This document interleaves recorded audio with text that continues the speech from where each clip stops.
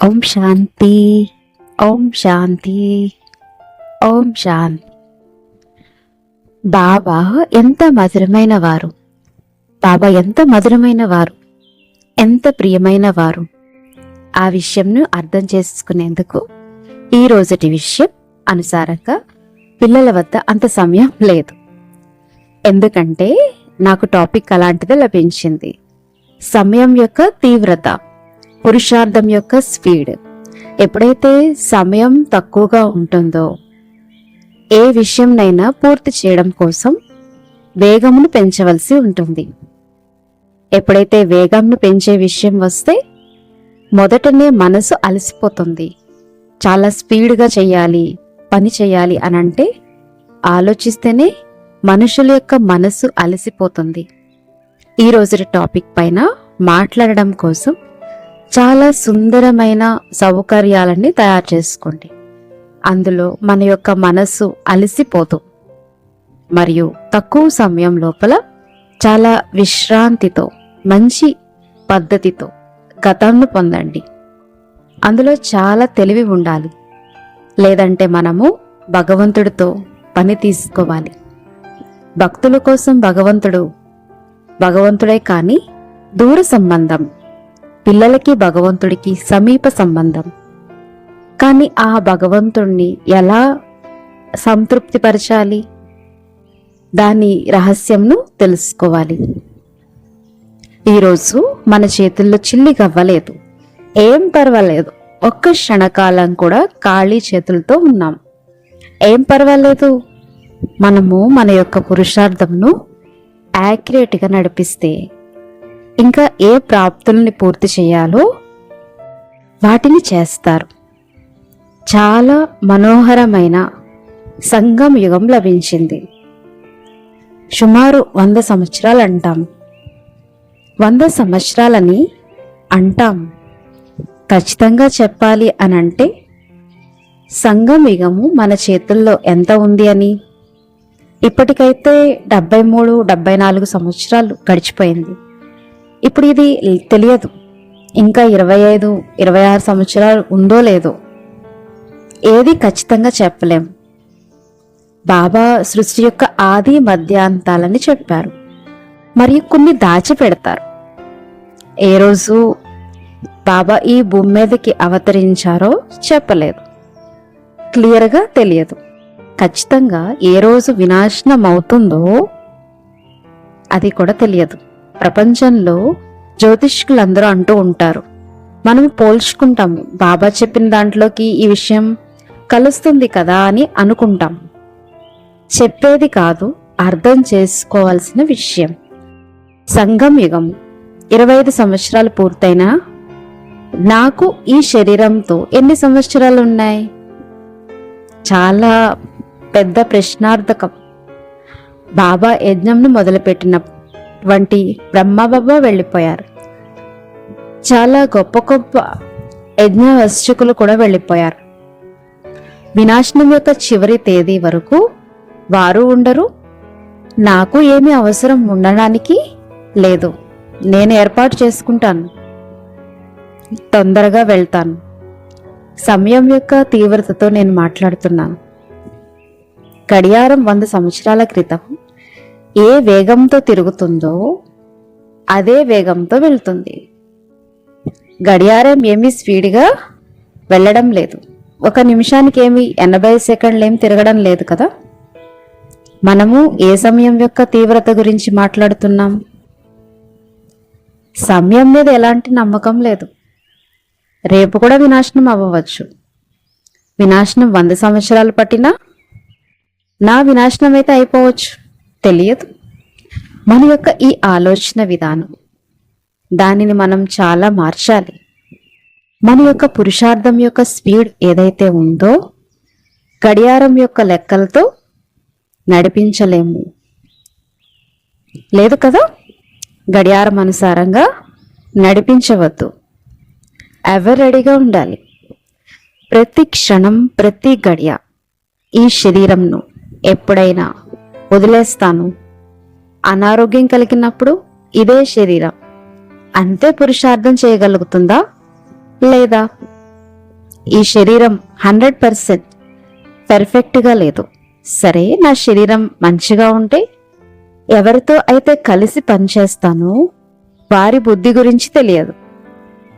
రకరకాల బుద్ధుల్ని కలిగిన వారితో పని చేయాలి.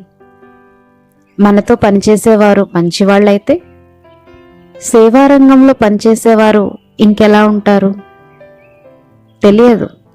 మీకు తెలుసు, మెగా ప్రోగ్రాం కోసం అన్ని స్థానాలలో ఎంతగా ఏర్పాట్లయినాయి.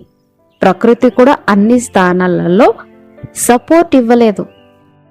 కొన్ని చోట్ల ప్రకృతి సహయోగం ఇచ్చింది, ఇంకొన్ని చోట్ల ఇవ్వలేదు. ప్రకృతి మీద కూడా నమ్మకం లేదు. అందుకని ఈ రోజుటి విషయం గురించి నేను ఆలోచిస్తున్నాను. ఏ విషయాన్ని తీవ్రంగా ఉంది అంటున్నాము, ఏ వేగంను పెంచాలి, దేనిని పెంచాలి. సామూహికమైన బ్రాహ్మణుడు ఆలోచించాలి. ఒంటరిగా ఉన్న బ్రాహ్మణుడు కూడా ఈ విషయం గురించి ఆలోచించాలి. ఈ విషయం గురించి ఆలోచించి ఉంటే వ్యక్తిగత విచారంతో సమూహం అవుతుంది. ఒక గాంధీజీకి ఆలోచన వచ్చింది. దక్షిణ ఆఫ్రికాలో కూర్చుని నేను నా భారతదేశంకు స్వాతంత్రం ఇవ్వాలి. అక్కడ నుండి వచ్చాడు భారతదేశాన్ని స్వాతంత్రంగా చేయటానికి. పని మొదలుపెట్టాడు. అందరూ కూడా ఈ కార్యం కోసం కలిశారు. అలానే శ్రీబాబాకు పైన ఆలోచన వచ్చింది. ఈ ప్రపంచాన్ని పరివర్తన చెయ్యాలి. వచ్చి బ్రహ్మబాబాలో రుకుటి మధ్యలో కూర్చుని ఉన్నారు. మనందరం బాబా పిల్లలం కలిసాము ప్రపంచంను పరివర్తన చేయడానికి.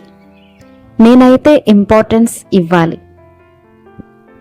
నేను వ్యక్తిగతంగా ఇండివిజువల్గా నేను ఈ రకంగా ఆలోచించాను. ఈరోజు నా చేతుల్లో ఉంది. రేపేమవుతుందో తెలియదు. ఈరోజు నా కోసం నేను ఏదైనా చెయ్యాలి. రేపు ఉంటే రేపు చేస్తాను, ఎల్లుండి ఉంటే ఎల్లుండి చేస్తాను. ప్రతి రోజు యొక్క ప్లాన్, ప్రతి రోజు యొక్క ప్రాప్తి, ప్రతి రోజుటి సంతోషం, సమయపు తీవ్ర వేగం అనుసారంగా మనము మన యొక్క స్పీడ్ని పెంచడం కోసం స్వయంతో ఏదైనా ప్లాన్ తయారు చేసుకోవాల్సి ఉంటుంది.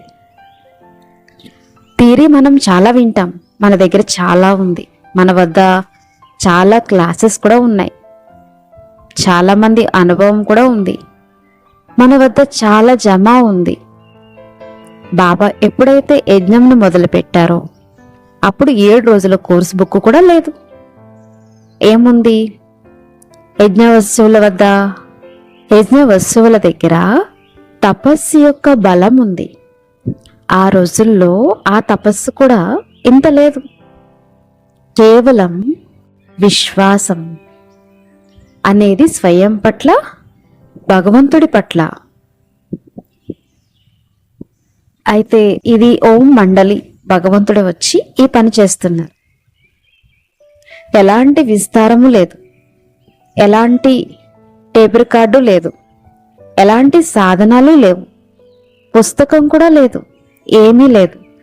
కేవలం ఒకటి ఉంది, అదే విశ్వాసం.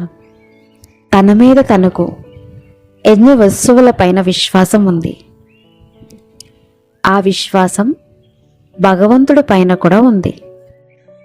ఇక్కడ 2 విషయాల ఆధారంతో ఈరోజు ఇంత పెద్దగా విస్తరించింది. ఒకవేళ మనం మన యొక్క స్పీడ్ను పెంచాలి. నాకు నేను చాలా చాలా చాలా చాలా విశ్వాసం పెంచుకోవాలి, ఆత్మవిశ్వాసం పెంచుకోవాలి. స్పీడ్ను పెంచుకోవడానికి విశ్వాసం పెంచాలి. ఇదే మొదటి స్టెప్. మీ యొక్క ఆత్మవిశ్వాసం ఎంతగా పెరిగినట్లయితే ప్రపంచంలో ఎలాంటి పరిస్థితి వచ్చినా మన యొక్క విశ్వాసం కదలదు, ఆత్మవిశ్వాసం పోదు. భగవంతుడికి జీవితాన్ని ఇచ్చాను. రోజు ఆత్మవిశ్వాసం పెరుగుతూ ఉండాలి. ఏ విషయం వచ్చినా, ఏ విషయంతోనైనా మన యొక్క విశ్వాసం వెనక్కి వెళ్ళొద్దు, పెరుగుతూనే ఉండాలి. ప్రపంచంలో వాళ్ళు కదిలించడానికి ప్రయత్నించిన, సంబంధికులు కదిలించిన, పరిస్థితులు కదిలించిన, వ్యాపారం తారుమారైన, బ్రాహ్మణ పరివారం ఉన్నా కదిలించిన,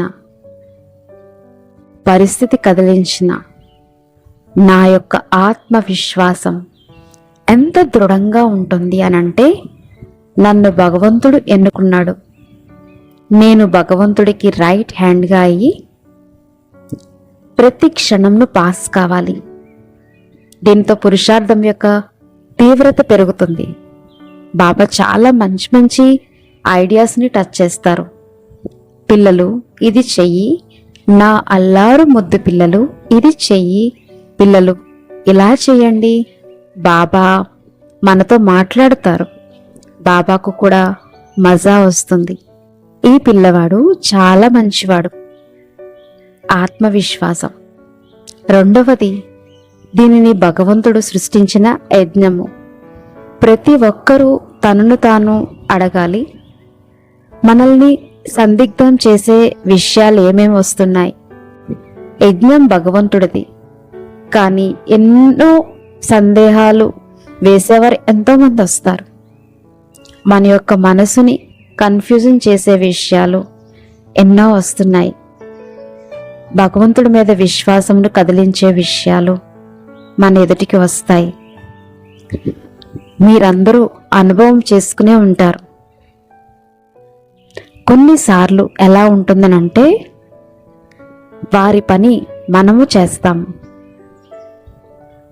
ఎన్ని విఘ్నాలు, వారి జీవితం, వారి యొక్క పని మనం చేస్తున్నాం, అయినప్పటికీ ఇన్ని విఘ్నాలు, అలాంటి పరిస్థితులు కదిలించడానికి వస్తాయి. ఈ విశ్వాసమును పెట్టుకోండి. నా విజయం, నా జన్మసిద్ధ అధికారం, విజయం నేను పొందను అనేది అసలు ఉండనే ఉండదు. ఆత్మవిశ్వాసం, బాబా మీద విశ్వాసం, ఈ రెండు విషయాలు ఎవరి వద్దనైతే ఉంటాయో వారి పురుషార్థం యొక్క గతి ప్రతి క్షణం తీవ్రంగా ఉంటుంది. మూడవ విషయం, ఇది డ్రామా. ప్రతి ఒక్కరూ యాక్టర్. డ్రామా యొక్క ప్రతి దృశ్యంను సాక్షిగా అయి చూడడం కోసం. ఈ విషయం ఒకవేళ పక్కాగా అయితే డ్రామాలో ప్రతి క్షణం సంతోషంగా ఉంటాము, సంపన్నంగా ఉంటాము. నాకు గత సంవత్సరం యొక్క విషయం గుర్తొస్తుంది. 300 బ్రాహ్మణ పరివారం, బాబా పిల్లలం. బ్రాహ్మణ పిల్లల యొక్క ఫంక్షన్ ఉంది. ఫంక్షన్ తర్వాత బ్రహ్మ భోజనం సమయం అకస్మాత్తుగా నాకు కబురు విన్నాను. మేమందరం చాలా ధనం కూడబెట్టి లాక్ చేసి పెట్టాం. 5 నిమిషాలలోపలే దొంగతనం చేసి తీసుకుని వెళ్ళాడు. అకౌంట్ వాళ్ళు నా దగ్గరకు వచ్చారు. చూడండి అక్కయ్య, దొంగతనం జరిగింది అని అందరికీ చెప్పండి అని అన్నారు. ఎవరికీ చెప్పవద్దు అని నేను అన్నాను. అందరినీ ప్రేమగా తిననివ్వండి, పోలీసుని పిలవమంటారా అని మళ్ళీ అకౌంట్ వాళ్ళు అన్నారు. అంటే నేను వద్దు అన్నాను. ధనం దొంగతనం అయింది. ఏదైతే పోయిందో దానికి ఎన్నో రెట్లు తిరిగి వస్తుంది. అందరినీ శాంతిగా తిననివ్వు. 5000 సంవత్సరాల తర్వాత కూడా ఇలానే అవుతుంది. ఎందుకంటే ఇప్పుడు దొంగని వెతకడం, పోలీసుని వెతకడం, ఏ పోలీస్ దగ్గరికి వెళ్ళాలి అని ఈ హంగామా ఎందుకు చేయాలి? అందరినీ ప్రేమగా బ్రహ్మభోజనం తిననివ్వండి. హరి యొక్క గుణాలని మహిమ చేయండి. ఎంత పోయిందో దానికి ఎన్నో రెట్లు తిరిగి వస్తుంది. పాపం ఆ దొంగవాడికి తప్పనిసరి అవసరం, అందుకని తీసుకుని వెళ్ళిపోయాడు. ఏం కాదు. డ్రామాలో ఉన్న ప్రతి దృశ్యం పట్ల అఖండ విశ్వాసం ఉంటే పోయిన దానికి అనేక రెట్లు తిరిగి వస్తుంది. డ్రామా ఏ దృశ్యమైతే అయిపోయిందో దాని వెనకాల పిచ్చివాడిలాగా తిరగవద్దు. భవిష్యత్తులో దొంగ రాకుండా ఉండడానికి మనం ఏం ప్లాన్ చేద్దామో అది తర్వాత గురించి అప్లై చేయండి. 300 మందిలో ఒకరు దొంగ అయితే ఎలా తెలుస్తుంది? ఇంకొకసారి ధ్యాస పెట్టాలి. చెప్పడం ఏంటంటే సమయం యొక్క తీవ్రతను అర్థం చేసుకుని పురుషార్థం యొక్క వేగంని పెంచడం. ప్రతి క్షణం యొక్క పని. మనము బ్రాహ్మణ పరివారం యొక్క విద్యార్థులము, టీచర్లు చాలా అనుభవీలుగా ఉన్నారు. సేవ ఎంత విస్తారంగా పెరిగిపోతుంది, ఎంతో పెరిగిపోతుంది. పెరుగుతున్న సేవలో స్వయం యోగంకు సమయం లభించదు. మురళి వినడానికి కూడా సమయం దొరకదు. ప్లానింగ్ చేసుకోవడానికి, తినడానికి, పడుకోవడానికి సమయం దొరకదు. మనం పిచ్చివాళ్ళమా అయిపోతామా? లేదు. నేను యోగం చెయ్యాలి, క్లాస్కి వెళ్ళాలి, సమయానికి తినాలి, పడుకోవాలి, అన్నిటినీ సమయం అనుసారంగా చేయాలి. ప్లానింగ్ ఎలా ఉండాలి అనంటే పూర్తి శాంతిగా అన్నీ జరుగుతాయి. మనము మన యొక్క బాబా ఒడిలో, బాబా స్మృతిలో ఉంటూ అన్నీ చాలా సుందరంగా నడుస్తాయి. అదేవిధంగా ఇప్పటి నుండే ప్లానింగ్ చేసుకోవాల్సి ఉంటుంది. లేదంటే చాలా స్పీడ్తో ఈ మిషన్ని నడిపిస్తే మిషన్ అనారోగ్యానికి గురి అవుతుంది. మిషన్ పాడైపోతే చాలా సమయంతో పాటు చాలా చేయాల్సి ఉంటుంది. ప్లాన్ చేసి నడుచుకోండి. మిషన్ పాడైపోయింది, డాక్టర్ గారు అన్నారు ఇప్పుడు మీరు విశ్రాంతి తీసుకోవాలని అన్నప్పుడు మీరు ఏం ఆలోచిస్తారు? అరే, మంచిగా పనిచేస్తున్న మిషన్కి ఏమైంది? దానికి దుఃఖం వద్దు. ఇప్పుడు నా మిషన్ని డ్రామా మరియు బాబా ఆపివేశారు. దాని వెనకాల ఏదో రహస్యం ఉంది. తపస్సును పెంచాలి. అలా ప్లానింగ్ చేసుకున్నట్లయితే చాలా మజా వస్తుంది. ఎప్పుడు ఏ సమయంలో ఏం అవసరం లభించినా ఒక సింపుల్ పద్ధతి నేను నా పురుషార్థం యొక్క స్పీడ్ కోసం ఉపయోగిస్తున్నాను. అదే మీకు కూడా నేను చెప్తాను. ప్రతి 31 డిసెంబర్ రాత్రి నెక్స్ట్ ఇయర్ కోసం మొత్తం సంవత్సరం అంతటికి ఒక ఆలోచన లేక 2 సంకల్పాలు తీసుకుంటాను. నేను ఏదైతే సంకల్పం తీసుకున్నానో మొత్తం సంవత్సరం అంతా ప్రతి గడియ పూర్తిగా శ్రద్ధ పెట్టి మొత్తం సంవత్సరం అంతా నడిపిస్తాను. అది అయితే గుర్తుంటుంది. మురళి పాయింట్ గుర్తుకు రాదు, వేరే విషయం గుర్తుకు రాదు. ఎందుకంటే భక్తి యొక్క రథం తీసుకున్నాను, ఇది గుర్తుంటుంది. గత సంవత్సరం యొక్క నా సంకల్పం ఏంటంటే ఫిర్సే, మళ్ళీ ఏం జరిగినా ఫిర్సే మళ్ళీ గత సంవత్సరంది కదా, ఫిర్సే మళ్ళీ. దొంగ వచ్చాడు అని అంటే ఫిర్సే మళ్ళీ వస్తాడు. ఈ మళ్ళీ అనే శబ్దం పక్కాగా అయిపోతుంది. ఈ సంవత్సరం నా యొక్క సంకల్పం అందరూ బాగున్నారు, అందరూ బాగుంటారు, అందరూ బాగున్నారు, అందరూ బాగుంటారు, అందరూ బాగున్నారు, అందరూ బాగుంటారు. ఇప్పుడు ఇది నవంబర్ నుండి డిసెంబర్ వరకు ఉంది. అన్నీ బాగుంటాయి, బాగుండాలి, అందరూ బాగున్నారు, అందరూ బాగుంటారు. ఇప్పుడు ఈ యొక్క సంకల్పం ద్వారా నవంబర్ నుండి డిసెంబర్ వరకు అంతా మంచి, అనగా ఏం జరిగినా అంత మంచి జరుగుతుంది. నాకు ఆలోచించవలసిన అవసరం లేదు. పొరపాటు జరిగింది, సరిగ్గా జరగలేదు, ఇలా ఉండాలి, ఇలా ఉండాలి. ఎందుకంటే అందరూ మంచిగానే ఉన్నారు.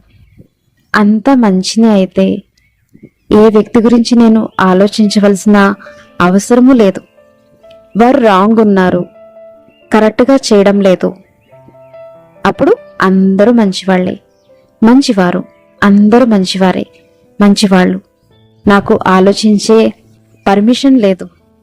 ఏదైనా సిచ్యువేషన్ కోసం, ఏదైనా విషయం గురించి, వ్యక్తి గురించి, వస్తువు గురించి ఇది సరిగ్గా జరగడం లేదు అని, అప్పుడు నా సమయం సంకల్పాలు ఎంత మిగులుతాయి? వేదాంతి, స్టాప్, ఆలోచించవద్దు. వేదాంతి, స్టాప్, ఆలోచించవద్దు. వ్యక్తి గురించి, విషయం గురించి ఆలోచించవద్దు. నేను చూశాను, 10 నెలలు ఏదైతే గడిచిపోయిందో అందులో నా యొక్క సంకల్పాలు, సమయం మిగిలిపోయింది. ఆలోచించనే వద్దు. ఎవరైనా ఏదైనా అంటే అది మంచే, అందరూ మంచివారే. బెహింజీ వీరు తప్పు చేశారు అన్నా కూడా అందరూ మంచివారే. ఆ విషయం అలా జరగకూడదు అయినా కూడా అందరూ మంచివారే. నా వద్ద ఎవరికీ సమయమే లేదు పరచింతన, పరదర్శన చేయటానికి. నేను అయితే ఆలోచించను ఏమైంది అని. సమయం చూసారు ఎంత మిగిలిపోతుందో. చాలా తీవ్ర గతితో చాలా ముందుకు వెళ్ళడానికి గోల్డెన్ ఛాన్స్ లభించింది. ఇలా రోజంతటి కోసం కూడా సంకల్పం తీసుకోవచ్చు, నెల రోజుల కోసం కూడా తీసుకోవచ్చు, సంవత్సరం కోసం కూడా తీసుకోవచ్చు, లాభంని ఇచ్చే విషయం తీసుకోవచ్చు. యూనివర్సిటీలో స్టూడెంట్ మనం ఏమైనా పెద్ద తట్టను తల మీద పెట్టుకుని తీసుకుని వెళ్ళాలా ఏంటి? వెళ్తూ ఉండండి, సంతోషంని పొందండి. తన కోసం తాను శ్రద్ధ తప్పకుండా పెట్టాలి. నేను స్టూడెంట్ని అయినా, కుమారి అయినా, కుమార్ అయినా, మాతనైనా, తండ్రినైనా, సోదరునైనా, టీచర్ అయినా, సోదరి అయినా, చాలా చిన్న అక్కయ్య, పెద్ద అక్కయ్య, లేక ఇన్ఛార్జ్ అయినా, డైరెక్టర్ అయినా, ఏదైనా కావచ్చు, బిజినెస్ మ్యాన్ కూడా కావచ్చు. కానీ కేవలం ఇది మాత్రమే గుర్తుపెట్టుకోండి, నేను భగవంతుడి యొక్క స్టూడెంట్ని. నేను మరణించేంత వరకు గుడ్ స్టూడెంట్గా అయి ఉండాలి. మనము ఇది గుర్తుంచుకోవాలి. నా యొక్క ప్రాక్టికల్ ఎక్స్పీరియన్స్ ఉంది. మనము కొంత అడుగు వేస్తే బాబా ఎంతగా ముందుకు తీసుకుని వెళ్తారు. 28 అక్టోబర్ మురళి సాకారవాణి నేను విన్నాను. దానికంటే ముందు 25th అవ్యక్త బాప్దాది యొక్క మురళిని విన్నాను. బాబాను కలిశాను, బాబా నుండి పర్సనల్గా కలిశాను. అప్పుడు కళ్ళల్లో కొంచెం ఇబ్బందిగా ఉంది. ఆ సమయంలో బాబా నుండి బ్లెస్సింగ్స్ లభించింది. డాక్టర్ సరి చేసేస్తారు అని అన్నారు. 27వ తారీఖు డాక్టర్ని కలిశాను. అప్పుడు డాక్టర్ గారు ఆపరేషన్ చేశారు. నేను గత 35 సంవత్సరాల నుండి ఆఫ్రికాలోనే ఉన్నాను. నేను ఇండియాకి వచ్చినప్పుడు 2 రోజులు లేక 3 రోజులు అహ్మదాబాద్లో ఉంటాను. ఆ తర్వాత మధుబనానికి వస్తాను. తర్వాత మళ్ళీ తిరిగి వెళ్ళిపోతూ ఉండేది. అయితే డాక్టర్ ఏమన్నారనంటే 1 నెల రోజులు నన్ను కలుస్తూనే ఉండాలి, చూపించుకోవాలి అని అన్నారు. అంగీకరించాల్సిందే, ఎందుకంటే దాదీలు కూడా అలానే చెప్పారు. డాక్టర్ ఏం చెప్పారో అదే చెయ్యి అని. నేను అనుకున్నాను, గత 35 సంవత్సరాల తర్వాత అహ్మదాబాద్ అంటే ఇండియా లభించింది అని అనుకుంటూ తింటున్నాను. 28 అక్టోబర్కి మురళి విన్నాను. పిల్లలు 7 రోజులు బట్టి చేయాలి, 7 రోజులు ఆత్మాభిమానిగా ఉండాలి, కష్టమైనా చెయ్యాలి. నేను వెంటనే ఆ విషయాన్ని స్వీకరించి 29th అక్టోబర్ నుండి 8th నవంబర్ వరకు బట్టీలో ఉన్నాను. 31st అక్టోబర్ నుండి నవంబర్ 8 వరకు పక్కా చేసుకున్నాను. 7 రోజులు కాదు, 9 రోజుల బట్టి 8 గంటలు కూర్చుని యోగం చేయాలి. కళ్ళు మూతలు పడినప్పటికీ కూడా బాబా అయితే ఎదుటినే ఉన్నారు. కూర్చుని చెయ్యాలి. బాబా 8 గంటల యోగం అని అంటున్నారు అని అంటే చెయ్యాలి. ఈ 9 రోజులు తన కోసం, విశ్వం కోసం, ఇతరుల కోసం బాబా ఏ సేవ అయితే కొన్ని సంవత్సరాల నుండి ఇచ్చారో అప్పుడు మనసా సేవ చేయాలి. వెంటనే నా అనారోగ్యంను బట్టిలోకి మార్చేశాను.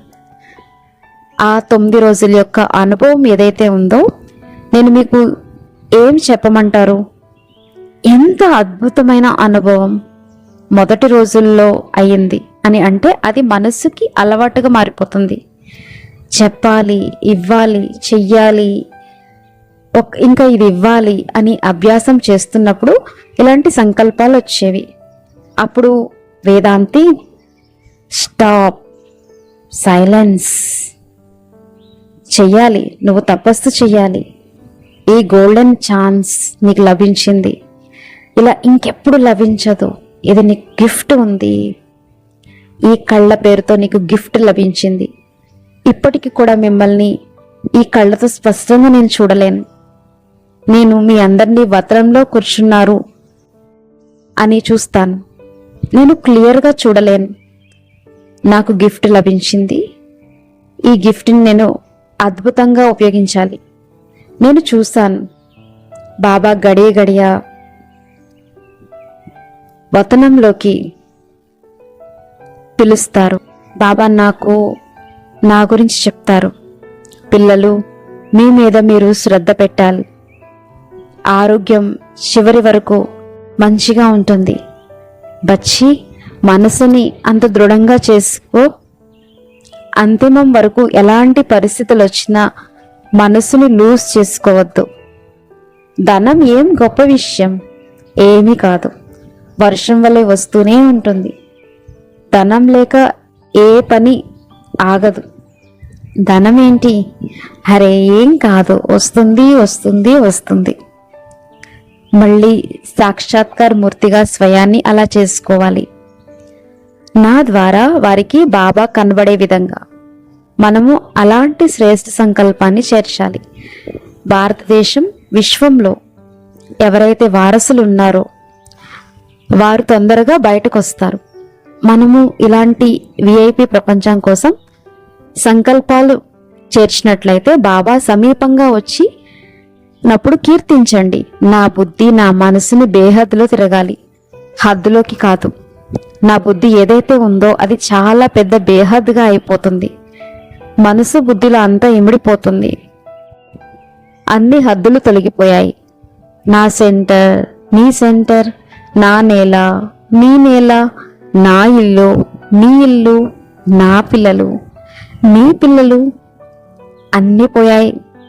విశ్వమంతా నాది. మొత్తం విశ్వానికి మనసు బుద్ధితో శ్రేష్ఠ సంకల్పాలు చేయాలి. చాలా అందమైన అనుభవాన్ని బాబా చేయించారు. బాబా నన్ను వతనంలోకి పిలిచేది, బాబా చాలా చెప్పేది, బాబా చాలా ప్రేమించేవారు, చాలా పాలన ఇచ్చారు. నేను చూశాను. శరీరంలో కొంచెం బాధ కలిగినా దానికి రిటర్న్లో బాబాకు తపస్సుతో మనం ఇస్తే విశ్వం కోసం బాబా ఎంత బలాన్ని ఇస్తారో, ఎంత శక్తిని ఇస్తారో, ఎంత మంచి మంచి ఐడియాస్ని ఇస్తారో. ఈ రకంగా నాది ఇప్పుడు ఫ్రెష్ అనుభవం. నేను 9 రోజులు నేను పూర్తి సైలెన్స్లో బాబా మురళిలో ఏదైతే చెప్పారో దానిని ప్రయోగం చేశాను. బాబా చాలా తేలికపాటి అనుభవం చేయించారు, మైట్ని అనుభవం చేయించారు, చాలా ప్రేమను అనుభవం చేయించారు. భవిష్యత్తులో ఏమవుతుందో దానికోసం ఏర్పాటు చేసుకోవాలి. ఎలా చేయాలి, నన్ను నేను ఎలా తేలికగా ఉంచుకోవాలి, చాలా చాలా సుందరమైన అనుభవం చేయించారు.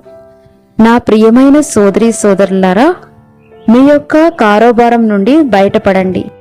1 రోజు కోసం బయటకు రండి, 2 రోజుల కోసం బయటికి రండి, 3 రోజుల కోసం బయటికి రండి.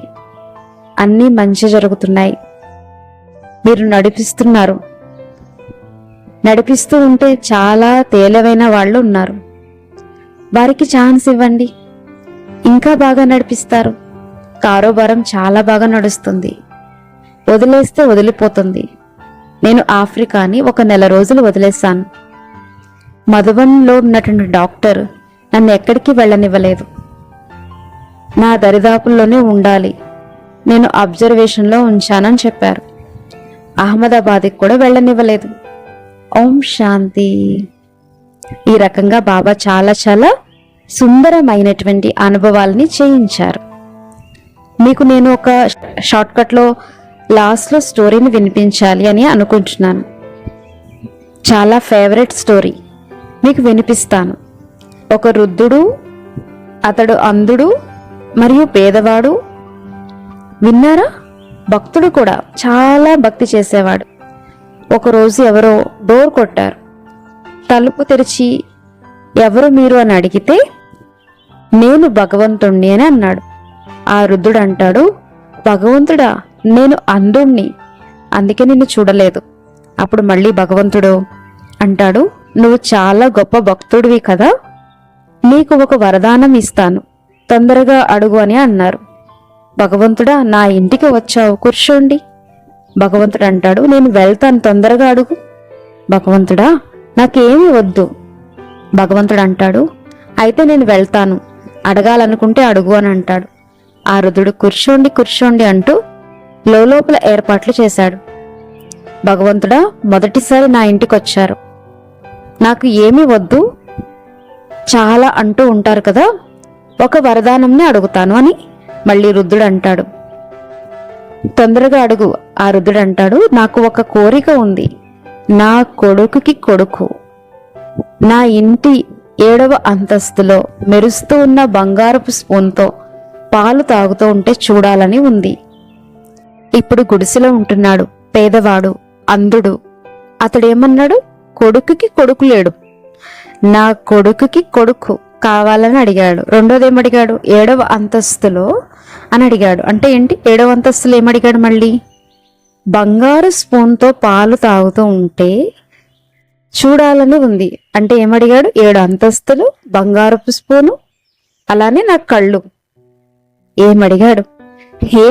అసలు హెల్త్, వెల్త్, హ్యాపీనెస్, కొడుకుకి కొడుకును కూడా అడిగాడు, కళ్ళను అడిగాడు, చాలా పెద్ద అంతస్తుల భవనం అడిగాడు. మనం ఏం చెయ్యాలి? భగవంతుడు ఏమన్నాడో అవన్నీ ఇస్తాడు. మనము ఒకే ఒక్క సంకల్పంలో బాబా నుండి అన్నీ అడగాలి. అలాంటి తెలివైన పిల్లలు కావాలి. బాబా తప్ప ఇంకేమీ వద్దు. 100% మీ వలే అయినట్లయితే చాలు, ఇంకేది వద్దు బాబా అని అడగాలి. బాబా 100% మీ వలే నన్ను చెయ్యండి. మీరు చూడండి, మీరు ఆఫర్ చేశారు కదా, బాబా చాలా బోలానాథుడు, బోలా బండాయి. ఓం శాంతి.